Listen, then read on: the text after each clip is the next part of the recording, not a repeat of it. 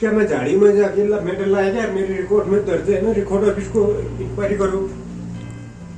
क्या मैंने कुछ जुर्म कर रखा तो उस चीज को इंक्वायरी करो ना। वो कुछ कहाँ से हुआ ये, इसी चीज की इंक्वायरी होनी चाहिए ना। ये तो प्रशासन की जवाबदारी, मेरी जवाबदारी है क्या?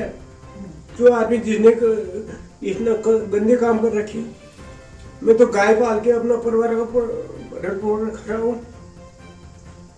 मैं क्या करूँ? कहाँ जाऊँ मैं? इसमें भी वो ताला लगाने को आ रहा है, ठेकेदार को ताला लगा।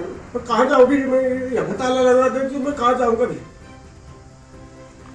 90 साल की माँ है, एक गुड़िया को लेके कहाँ जाऊँगा मैं? यहाँ ताला लगा दोगे तो तुम लोग, ताला लगाना तुमको आता है, मगर तुमको ये नहीं आता कि समस्या का समाधान क्या हो रहा है, उसकी जड़ तक जाने की तुमकी हैसियत नहीं है तुम्हारी। जनपद पिथौरागढ़ में एक पूर्व सैनिक से उनके रिश्तेदार और कुछ अन्य लोगों के द्वारा धोखाधड़ी का एक अजीबोगरीब मामला प्रकाश में आया है। रिटायर्ड सूबेदार कुंडल सिंह पुत्र प्रेम सिंह निवासी औली गांव सतसलिंग जिला पिथौरागढ़ भारतीय सेना की कुमाऊं रेजिमेंट में 28 वर्ष सेवा करने के बाद वर्ष 2014 में सूबेदार के पद से सेवानिवृत्त होकर अपने पैतृक गांव औली गांव आ गए और कृषि और पशुपालन करके शांतिपूर्ण जीवन व्यतीत कर रहे थे। पिछले 30 जून को उनके पास तहसीलदार पिथौरागढ़ के द्वारा जारी किया गया एक कुर्की का नोटिस मिला, जिसमें उन्हें रुपये 2,12,52,500 रुपये जमा करने का आदेश दिया गया था और 2 जुलाई 2024 तक तहसील कार्यालय में उपस्थित होना था। ऐसा न करने की स्थिति में गिरफ्तारी होने की भी संभावना उस नोटिस में बताई गई थी। जब उस नोटिस को लेकर कुंडल सिंह तहसील कार्यालय पहुंचे तो ज्ञात हुआ कि उनके नाम से चंडाक विदेशी मदिरा की दुकान अप्रैल 2021 से चलाई जा रही थी, जिसका बकाया न जमा करने के कारण ये कुर्की का नोटिस जारी किया गया था। हैरान परेशान कुंडल सिंह जिला आबकारी कार्यालय पहुंचे तो वहां पर बताया गया कि उन्हीं के एक रिश्तेदार नरेंद्र नगरकोटी पुत्र दीवान सिंह निवासी दिगास भटकड़िया पिथौरागढ़ ने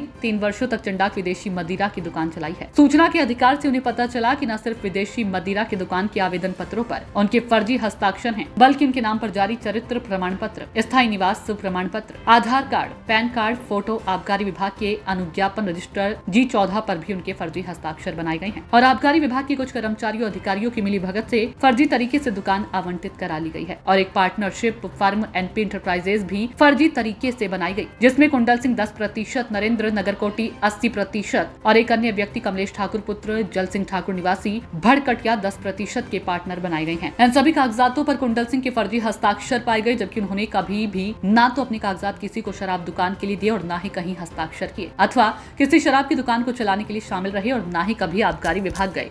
इस जानकारी ने कुंडल सिंह को अंदर तक झकझोर दिया। 28 वर्षों की सेना की सेवा में कारगिल से लेकर सियाचिन जैसे दुर्गम क्षेत्रों में रहते हुए देश की सेवा करते हुए उन्हें कभी भी इतनी तकलीफ नहीं हुई जितनी इस घटना से हुई। किस तरह इस सदमे को झेलने के बाद उन्होंने नरेंद्र नगरकोटी को जिला आबकारी कार्यालय बुलाया तो वहां विभाग के कुछ अधिकारी उन्हें फुसलाने में लग गए और चिंता न करने की बात कही, लेकिन तहसील से दोबारा कुर्की के फोन आने के बाद उन्होंने उच्च न्यायालय का रुख किया, जहां से उन्हें समाधान हेतु आबकारी मुख्यालय में अपील करने के आदेश हुए। इस भागदौड़ से परेशान होकर कुंडल सिंह ने मुख्यमंत्री, प्रधानमंत्री और रक्षा मंत्री को भी शिकायती पत्र लिखे, जिस पर कार्रवाई का इंतजार करते करते वह आबकारी आयुक्त से आबकारी आयुक्त कार्यालय देहरादून में दिनांक 28 सितंबर को मिले, जहां से आबकारी आयुक्त महोदय से उन्हें संबंधित आरोपियों के खिलाफ FIR कराने की सलाह दी गई। कुंडल सिंह ने पिथौरागढ़ पहुंचकर थाना कोतवाली पिथौरागढ़ में अपनी बात रखनी चाहिए, लेकिन कोई ठोस कार्रवाई न होते देख उन्होंने दिनांक 30 सितंबर को पुलिस अधीक्षक रेखा यादव से उनके कार्यालय में भेंट करके अपने साथ इस धोखाधड़ी की जानकारी दी और उचित जांच कराकर दोषियों को दंडित करने की मांग की, जिस पर पुलिस अधीक्षक ने प्रार्थना पत्र का संज्ञान लेते हुए कोतवाली थाना पिथौरागढ़ को तत्काल प्राथमिकी दर्ज करके जाँच करने के निर्देश जारी किए। ये घटना पूरे पिथौरागढ़ में चर्चा का विषय बनी हुई है और लोग पूर्व सैनिक से होने वाली इस धोखाधड़ी से आक्रोशित हैं और दोषियों को न्याय के कटघरे में लाने की मांग कर रही हैं।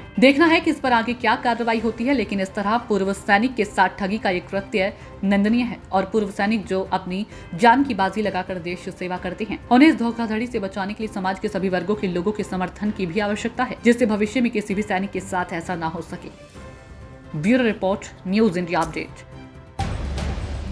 आप देख रहे हैं NIU न्यूज इंडिया अपडेट।